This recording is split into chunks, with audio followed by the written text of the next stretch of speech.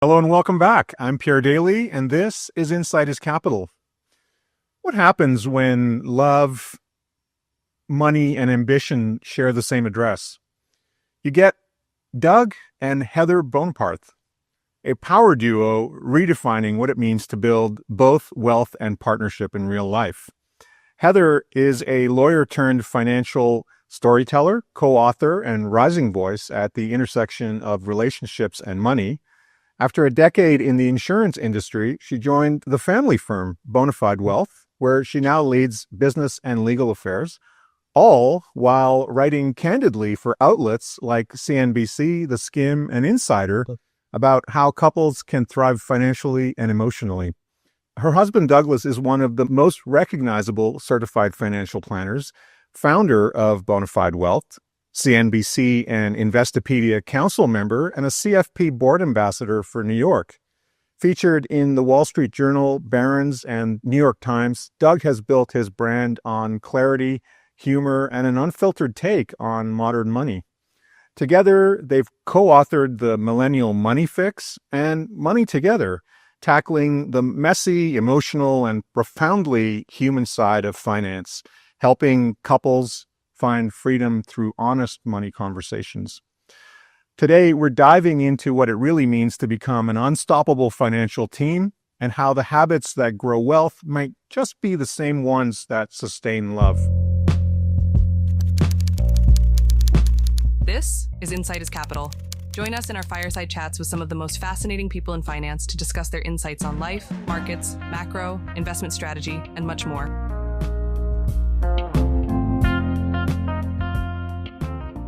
Heather, Doug, welcome. It is so great to finally have you on the show. Thanks for having us. Thanks so much, Pierre. Excited to be here. Yeah, I mean, the build up to this conversation, I can't tell you how much how many conversations, we've been so excited. So thank you so much again. I'm very happy. We're very happy to have you both here. For those tuning in, can you introduce yourselves to our audience? I always refer to I'm Heather, and I always refer to myself as a recovering corporate attorney because there's no better way to explain it. Several years ago, I joined Bone Fide Wealth running business and legal affairs, which really means a lot of things. It means that I'm working on our content. I'm writing for our newsletter, The Joint Account, and I'm helping to do all the business side. I'm as people have come to know me as Douglas's bad cop. It's all fun and game, and then he sends in a player to cut the deal, and things get sticky. So that's my job with the firm, and I would say also that writing is my first love. And so to work on this book and to be working at the family firm has been a dream come true for me. It's awesome. Yeah, very, very lucky to have Heather at pretty much every point in this journey, especially working in the firm. I'm Douglas. I'm the founder of Bone Fide Wealth. We primarily focus on your high-achieving millennials and, younger investors on down. I noticed that there was this gap in the wealth management industry a while back, like 14 years ago, post-Great Recession, largely overlooked as a cohort. No one really cared about working with millennials. Yet we were at a stage in our lives where we needed the most help, and I viewed that as an opportunity and started to build a brand around that in mainstream financial media and social media. And here we are, almost 10 years later since starting Bone Fide Wealth. And, second generation certified financial planner is one of the more unique things about me. I've been around the block. I've been doing this for more than 20 years. And if you go back to my childhood, I'm sure I was in an office somewhere filing consolidated statements for nickels an hour. Thanks, Dad. Fantastic.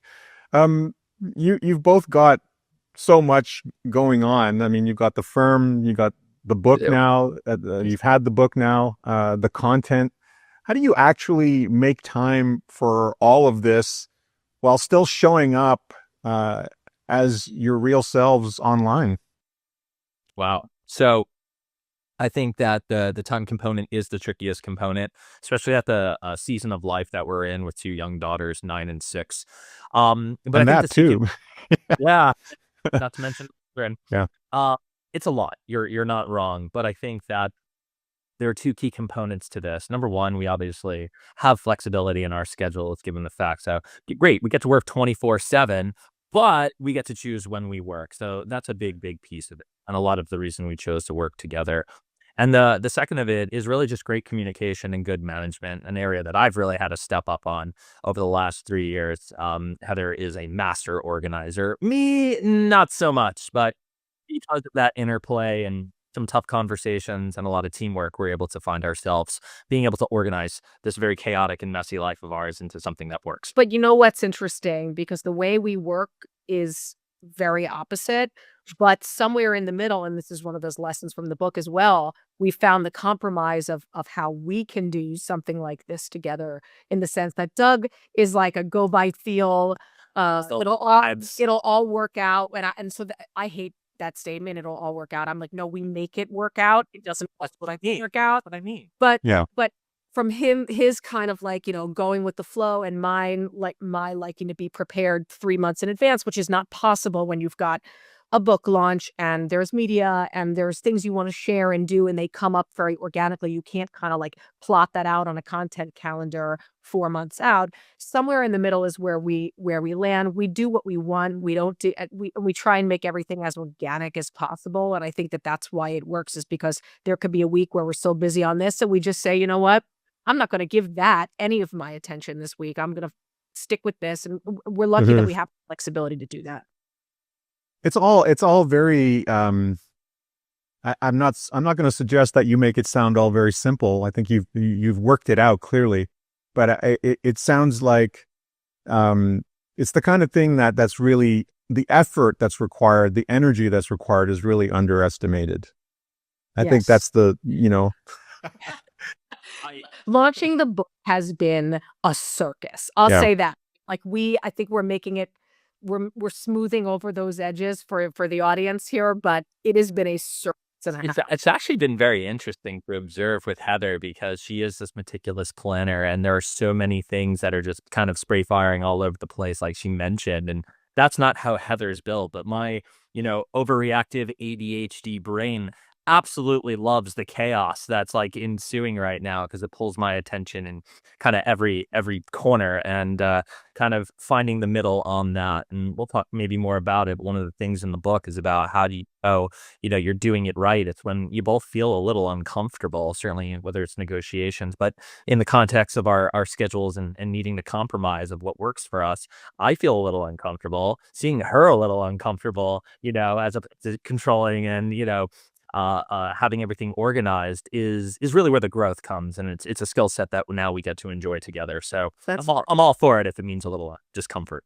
Well, that's a concept that has come out repetitively in a lot of conversations, which is, getting used to being uncomfortable is the key to growth. But it also means it's also an indication of how much you care, like how invested you are in something, like your vested interest in the outcome is so large that you have no choice. You really you're spot on with that, because that is, we bring this concept up in the 5th section of our book about risk, right? Because two people most likely do not have the same exact tolerance for risk, right? We don't have the same appetite for risk. And that comes from our background, from our lived experience, from whatever else we may have experienced with money. But you do have to find a combined path forward at some point. And that requires both of you probably to be a little bit uncomfortable in service of your shared goals together. Exactly. I'm doing this because I'm committed to us both agreeing that this is a good path forward for us. Yeah, I had to step off a little bit where I would have made my choice as an individual, and so does he. But we're committed to the joint decision to move forward together in this way. Exactly. So let's dive into your new book, Money Together. And here we are, the Heather and Doug Together, Money Together, which grew out of your own lived experience as a couple, which you've touched on already a little bit. Was there a moment, a specific conversation or a fight or a realization when you recognized that the real work of financial success wasn't about spreadsheets and formulas, but about partnership? Yes. Yeah, 100%. Yes, there was. Yes.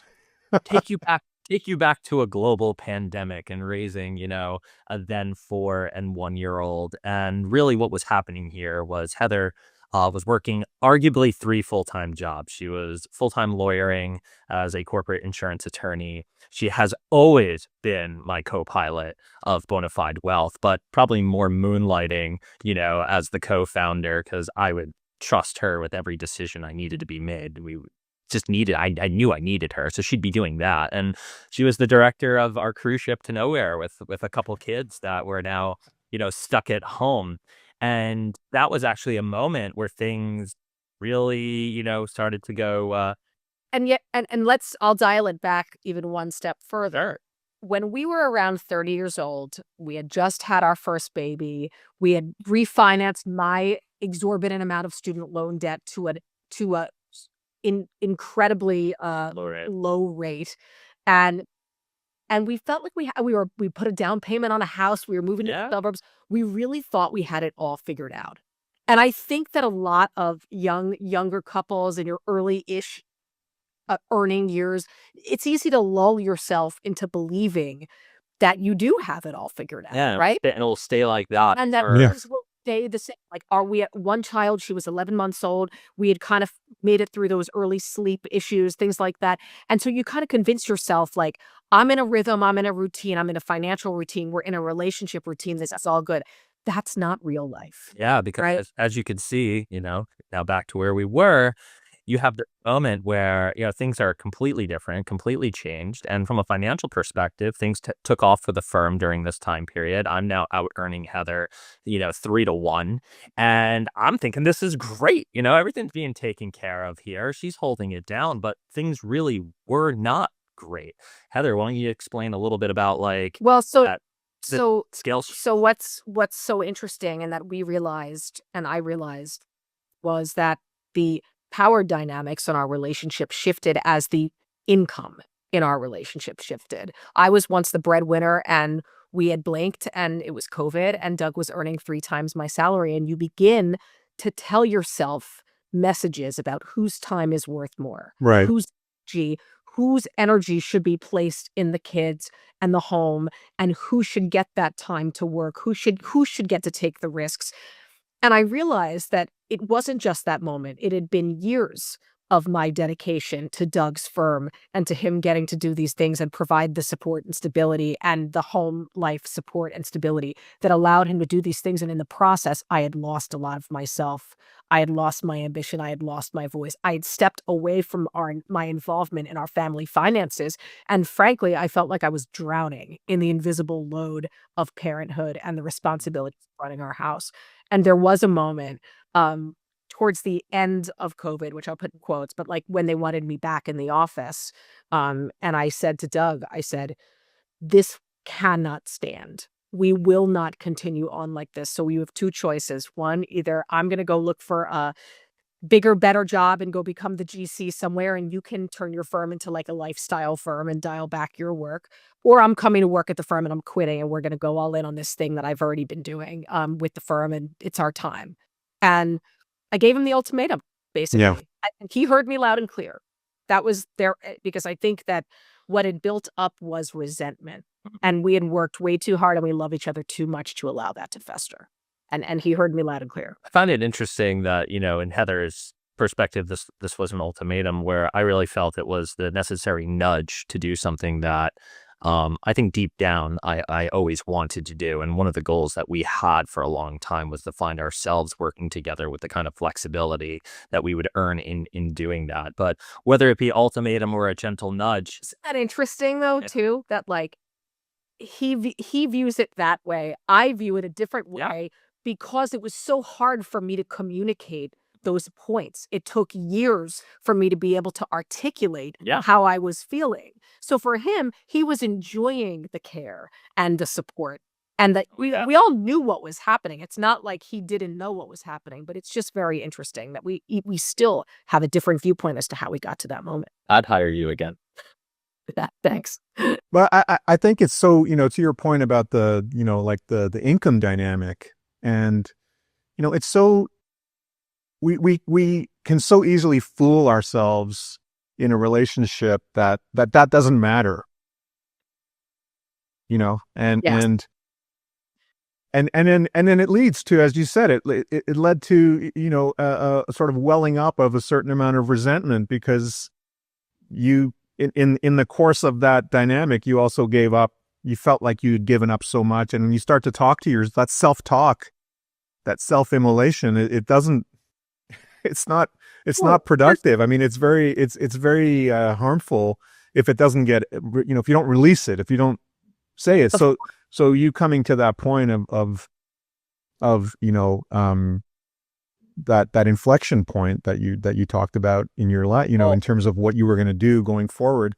So that's that moment, that inflection point. That's the moment where you decided to join Bone Fide Wealth, and also that's the moment that sort of kicked off the idea for the book, because you can see where the two things connect, where they.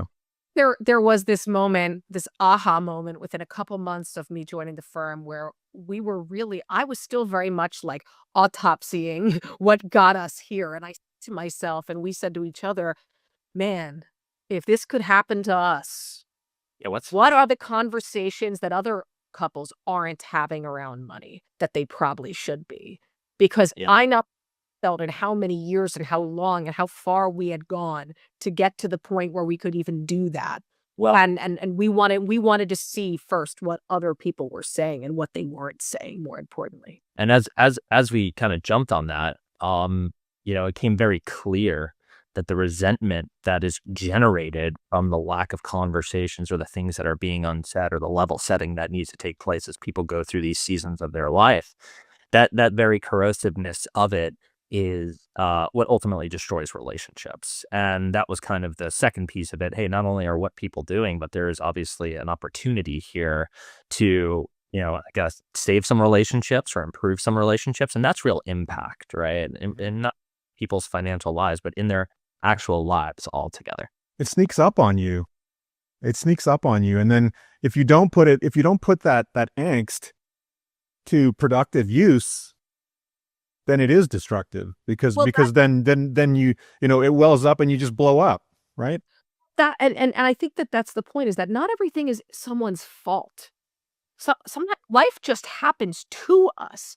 This happened to us, like omission that got us to this point. The decisions that we make, and we make this point in the book when we talk about mistakes, that we made decisions at one point earlier in our, 5, 6, 7 years earlier, that I was going to take this corporate role. There was a pay cut, that the growth wasn't as great, but that it was really good for our lifestyle, and it provided stability for him to grow. That decision was great at that time. The omission and the failure came in not checking in enough over the course of the years to see how we both really felt about it and what we both really wanted, and if we were both getting the time and energy we need to pursue whatever that is. It wasn't even the original decision. It was the omission moving forward. Yeah. And your book gets so personal. I mean, really, really personal. How did you get the courage to be that open and that vulnerable? And I mean, I've been listening to it. I haven't finished it yet, so I won't bury the lead. But there were moments in your narration where I could hear the poignance of not only your story, but the stories that you were conveying from the interviews that you had in background for your case studies that you highlight in your book, the stories that you have, and you blended it with your own stories and financial, with the financial guidance that readers are looking for. What helped you feel confident enough to put it all out there? I don't even know if it's confidence. I mean, one, I've always kind of been a memoir, personal essay writer. So, and I'm also an only child, which I write about in the book. I'm an only child and grandchild on both sides of my family. So my life is kind of one giant internal monologue as it is. But I really viewed this as, how could I be asking people to share their most intimate money stories? Because money's not just money. It's all these other feelings, identity, value, insecurities and everything. How could I be asking people to share theirs with me and me not go first? Mm-hmm. That is how this. Like this is and it happened in the interviews too. The interviews were conversations. They were like we were on a double date with some of these couples sharing about our own lives. That's why they went on for so long, because we were like, "Oh my God, you would not believe when I was 12, this thing happened." But that is what got people to connect, and I knew that that's what would get readers to connect too, because we all have stories in our lives that impact our beliefs and our feelings and our attitudes around money today. And I just it felt like it was what must be done, and it was incredibly cathartic. Like, to be clear, the creative process of piecing together these things and these feelings and these ideas was very healing for me in my own relationship with money too. I also think, Heather and myself included are built for this. We do wear our lives on our sleeves. We're, very public people, and we're very comfortable with that. And I actually think not most people are when it comes to Be clear, sharing. this was not. It was very. We really.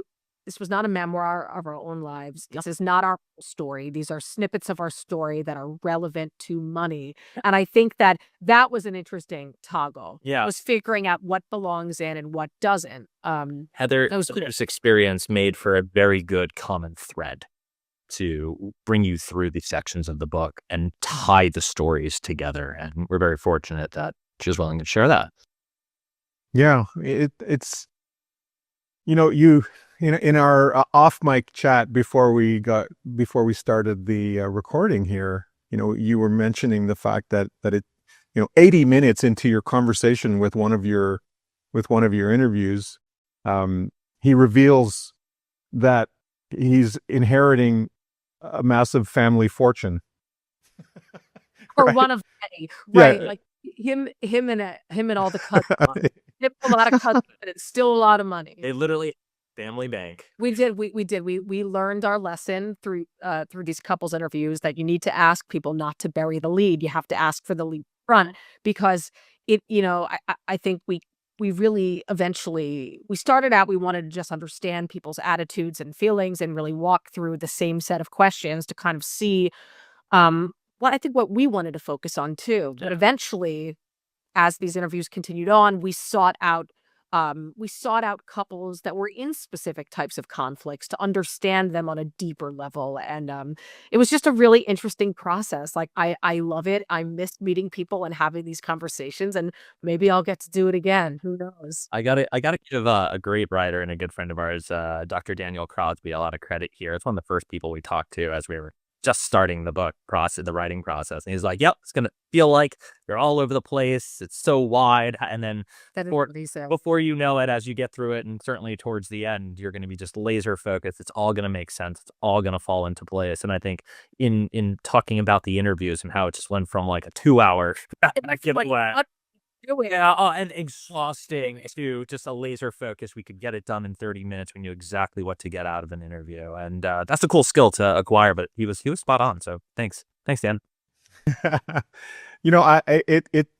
I think for advisors tuning into this right now, I mean, I think the interesting aspect of that, to me, like what I'm getting from it is that that we can, share and then move on, is the idea of how long it might take, how long that conversation with clients might take to get to the place where that client suddenly feels like comfortable enough to say, by the way, my family has this and I'm inheriting this fortune, or whatever the case is. But it takes so long. I mean, the expectation that advisors might have that when they sit down for that onboarding interview, that first meeting with a prospective client, before they even know anything about that client, the amount of time that it takes to possibly get there is underestimated as well. Like, the expectation, you can't expect people to just open up and pour out their life story to you in that even the first couple of interviews. They're going to be guarded. They're going to be very careful. They're going to be, they don't want to put their neck on the block, just in case you're the wrong person for them. And that's their mindset, right? But yeah, I it's interesting. Yes, and I think that in the context of the conversations that a couple prospects or a couple clients have with their advisor. I think the harder work is the type of stuff we talk about in the book, which is, so I would argue this, it's probably easier for someone to say, hey, you know what, I actually come from a large family wealth here. I'm going to receive an inheritance, than my wife and I don't talk about money, or Yeah. or my husband is completely tuned out of our financial, and as an advisor to say, all right, well, we're going to work on that. And that's one of the reasons why we feel like this book is not just a tool for couples, it is a tool for advisors. This will improve the conversation and open up the dialogue between two partners, and they will be more attuned when they sit down with their advisor quarterly or whenever that is. If you're looking to increase value in your relationships with your clients, look no further than being, a real human being that wants to dive into the things that really do matter when you're helping your clients navigate their financial lives. You don't have to, it's not a stretch. It's the furthest thing from a stretch to see how these two things come together, but it's real work. It's real work. I think it takes guts to go there. I think it's uncomfortable for a lot of advisors to say, hey, is this something we can talk about in our relationship? I want to go there with you, because we don't want to say or do something that would jeopardize this relationship that we've created. If you're managing their money or delivering financial plans or doing both of these things, you don't want to rock the boat. But again, back to the central theme of discomfort meaning growth. You got to get a little uncomfortable in your relationship with your clients, and they're going to get a little uncomfortable with you. If at the end of that is a deeper relationship and a greater commitment to doing the type of work in business that you want to have with your clients, it's a huge, huge win for any advisor growing a practice. I can see the sparking of the discomfort being very productive. I hope so. Because you're unlocking something. You're opening up a box that maybe has been closed for a long time in a relationship, and you're helping them to open up that box. It's not that you want to, end up in a meeting where the couple sitting across from you is having a fight or about to have one. You want to avoid that. And one thing I'd say on this particular topic of advisors wanting to do this work with their clients is, I think you not only need to be gentle and need to be smart about how you go about this, asking the right questions. Again, book being a very good way to do that. But I think that your expectations of your clients should be slow and steady. For example, just getting them to leave the meeting knowing that they're going to talk about that, as opposed to doing it right there and then as you broach the subject. I mean, you might not talk to them again for another quarter, but I'll bet you this. If you broach the subject, they are going to be having those conversations after they meet with you, and be in a position to hopefully come back at that next meeting and say, hey, we had you won. You literally right then and there, and then the work begins. So, for advisors, you did something to us. You said, now you can get there with more comfort, as opposed to, hey, we're going to do this. Here's the questions I have for you. Like, that is not what we're going to be doing today. Lead them to it. And That's so much about this idea that time and place matter when you're having these deeper, important conversations. Like, let them do it on their own time, give them the tools, and make some suggestions, and give them the breathing room and space to find the time to do that. But they also know, from an accountability standpoint, they'll be back next quarter, and you might ask again, hey, did you have a chance to talk about some of that stuff? And then they'll talk, and then you're to it, right? And that's the great part of this. It's such a great prompt. I mean, for leading into that area. Heather, one of the central ideas that you get into is fairness. Right. Not equality in a 50-50 sense, but fairness as something fluid and negotiated and rooted in empathy, like where one, spouses are listening to each other.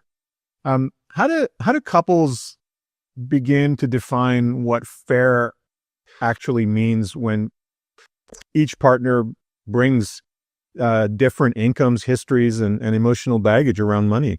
Well, I feel like you just did a great job defining fairness. Pierre You're hired. How?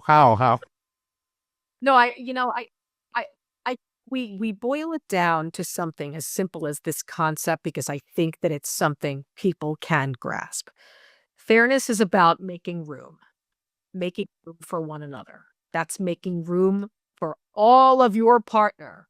That's their baggage that they carry around money. Yeah. That's the time, making room for the time that they need to accomplish the things in their career that they want and in their life. How about just enjoying their life and getting a little time to live?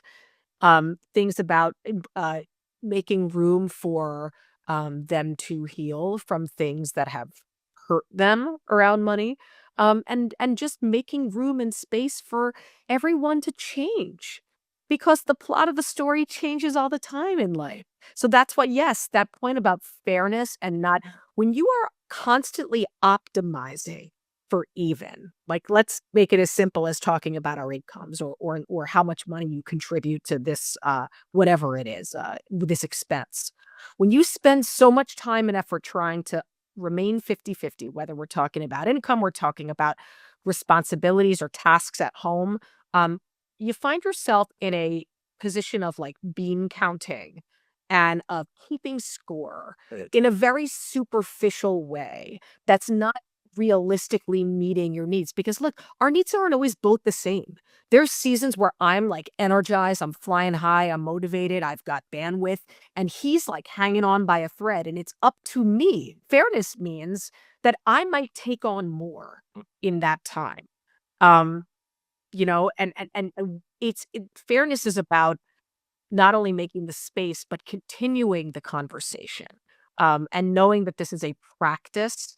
It's not a solution. There's not 10 steps to fairness, Mm-hmm. and get there once you stay there forever. Yeah. Fair is a practice that you do constantly. So that's what we would say about it.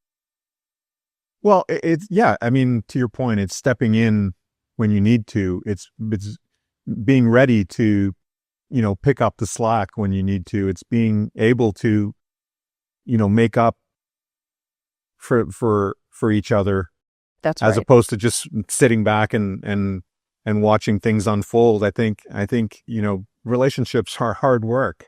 It's not, this is the hard work we're talking about.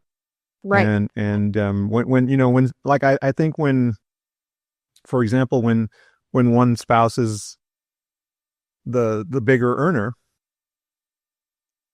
Yeah, no, then you maybe know, the other spouse feels like I have to pick up more of that slack because to make up for that imbalance. and you know what though? I think that we are mistaken when we tether our responsibilities at home to who is making more or less income. I think that is a like mistaken thing that it's society tells us to do that because our self-worth is our net worth and whatever. That's a message that too many of us have held for too long. But the ways we contribute to our family are so much broader and more meaningful than just the amount of money you're bringing in. So I would rather not tether it to, and we made this mistake in our own marriage as to who's making more money. Like, in fact, there was a point in time where my job probably required more time, Mm-hmm. but he was getting the time because he was making more income. I think if you want to talk about fairness, we're talking about busy seasons in people's careers. How about the fact that every, quarter, there's one quarter a year that's insane for him. So we know that I'm going to have to pick up more of the slack. Nothing to do with the income. That's just what's required of his job. Like that is a better assessment of how to handle things. But I think also when we think about fairness, how about even two people who are both incredibly committed to their careers, even when they're in an egalitarian marriage where everyone's earning almost the same thing? I think that there's fairness in the acknowledgement that an investment into him requires a sacrifice from me. How about just acknowledging the fact, hey, I know you've been picking up the slack for the last month at home because of how busy things are. Yeah. Why don't we talk about the things that you and I can we get away next month together? Or what can I do for you when all this is over? How about we send you Yeah. to a spa for 2 nights or do something So- you want to do? So much of this is perspective and being, as Heather said, self-aware of what's going on around you. That's how you become proactive. And the is being reactive. The more you find yourself being reactive in a relationship, the more, that's going to compound and turn into something quite negative. That's where, again, erosion takes place. But the more you have self-awareness and you decide to be proactive, that's where the wins come from. That's where love deepens and respect deepens for your partner, because you were able to take a moment to be selfless and start to put yourself in the shoes of someone else and say, okay, they're struggling over there, or they're crushing it over there. How do I make sure that continues to happen? It could go either way. But that's fairness. Yeah, I mean, we make accommodations, right? And Right. and if one of us is being more accommodative, but it's not the accommodative aspect of it that's the problem. It's great, it's fine to be accommodative, but if it starts to feel like it's being taken for granted, Or take advantage of, or right? taken advantage of, exactly, that where you get that, resentment can build and quietly build. Yeah, It's very easy to love someone else's care enough because absolutely. we all want to be cared for. We all want to be taken care of. It, I mean, yeah, Take care of me, baby. I know we are, but it's really easy to inadvertently end up taking advantage of that. Absolutely. You can see where that leads to, negative outcomes potentially, or you can turn it into a very positive outcome. And Right? there were several experts who we interviewed for this book who raised a great point that you can think you're not communicating. Like, resentment builds in what isn't being said, and you think you're not communicating, but you are communicating. You're just not saying the right thing. You're not saying the thing that needed to be said. So, like, when I was building up was that resentment, and I was getting angrier and angrier about my lot in life and where things were, I wasn't saying anything, but it was coming out in other ways. I was snapping at our kids. I was cranky towards him. I was huffing and puffing around the house. I was slamming laundry bins down around the house. And I know I'm not the only one. Like, I've seen it. I've spoken about it. Countless people. Like, you do communicate. You're just not saying, like, it's not that you're just doing it. You're doing it in a counterproductive way. There's a part and theme in this book about collective ambition, and not everyone, Heather and I have a lot of ambition, individually.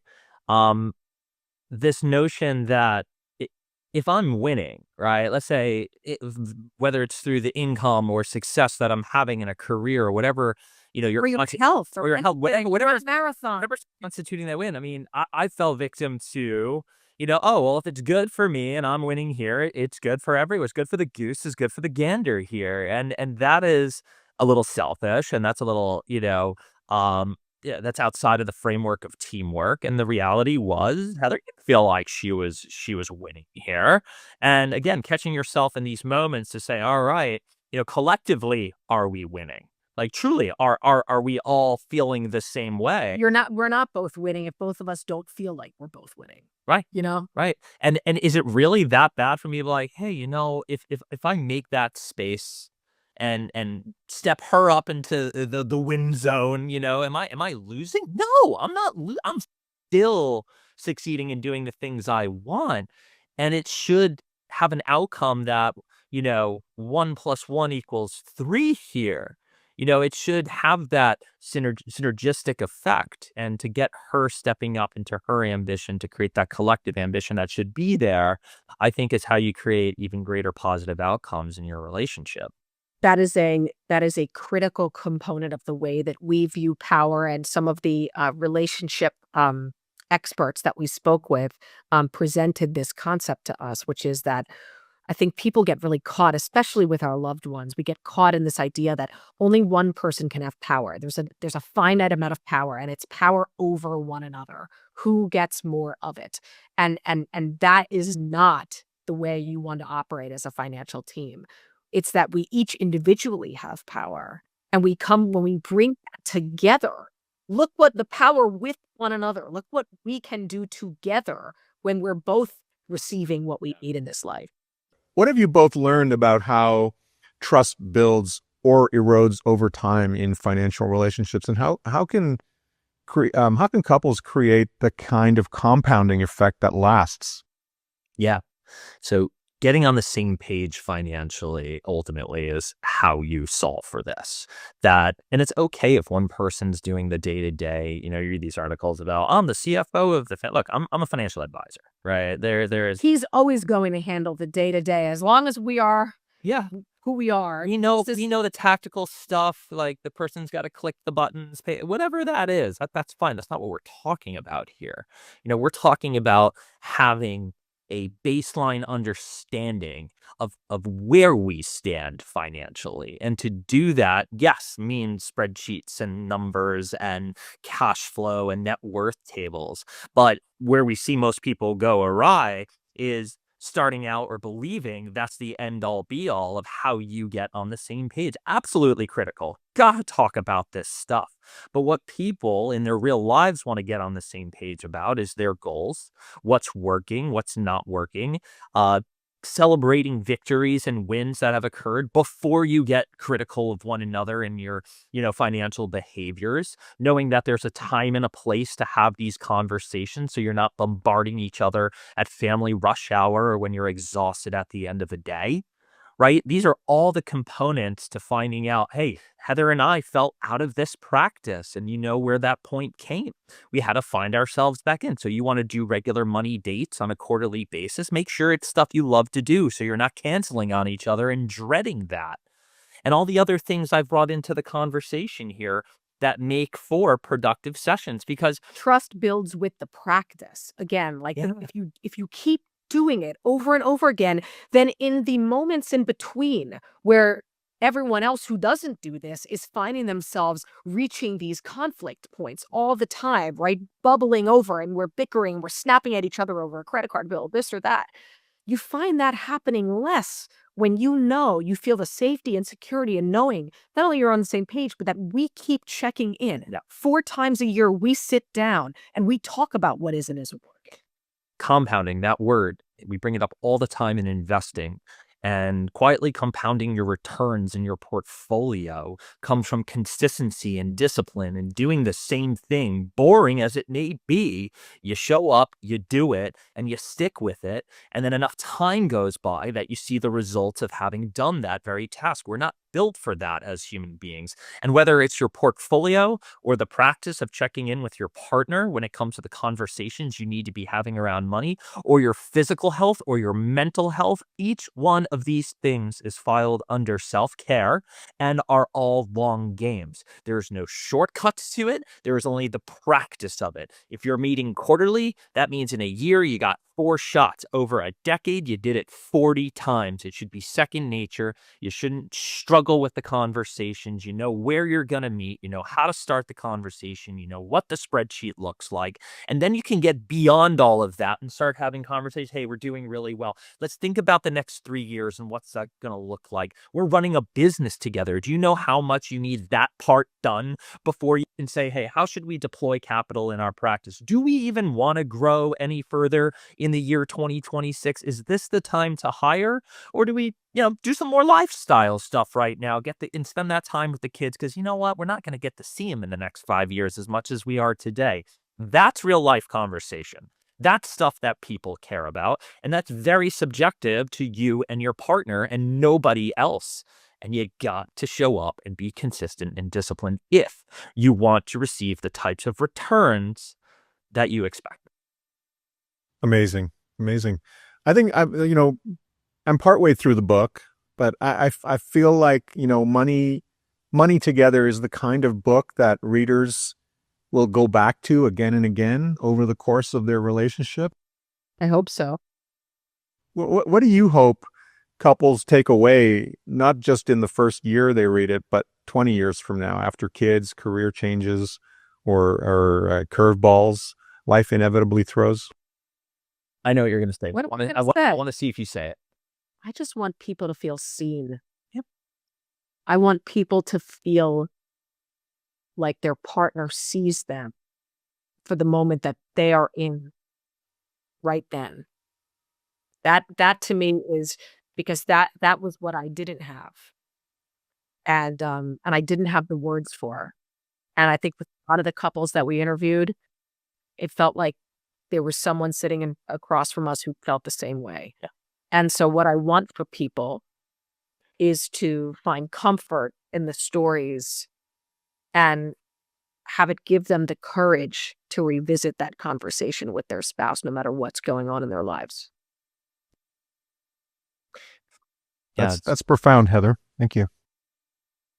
I ultimately want people to strive to find happiness in their life and to be able to use stories as a way to relate and spark conversations that remove, whether it's resentment, whether it's fear or doubt, whatever it is that is robbing you of fulfillment and happiness in your life. And I say this on a number of interviews. Nothing here is a dress rehearsal.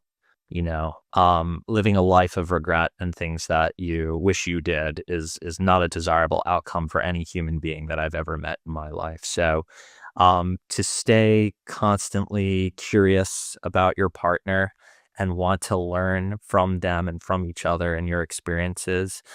We've been together forever, but there are still things to discover about one another. I get so excited when I find that thing through a conversation that I didn't know. One of our experts said, you know the facts, but you know the stories. And to stay curious, to lead yourself to happiness in your relationship, to me, that's what I hope people get out of this. Fantastic. This and more in Money Together. Pick up a copy. You can find us, and Where can we? Yeah. I'll give you the plug. If you'd like to learn more, you can go to domoneytogether.com. We also write a weekly newsletter called The Joint Account, which you can find at readthejointaccount.com. Easy enough. That's wonderful. Heather, Doug, wow. Like what a profound and meaningful conversation. Thank you so much for your incredibly valuable insight. It's been a thrill to have you. Thanks very much, Pierre. Happy to be here.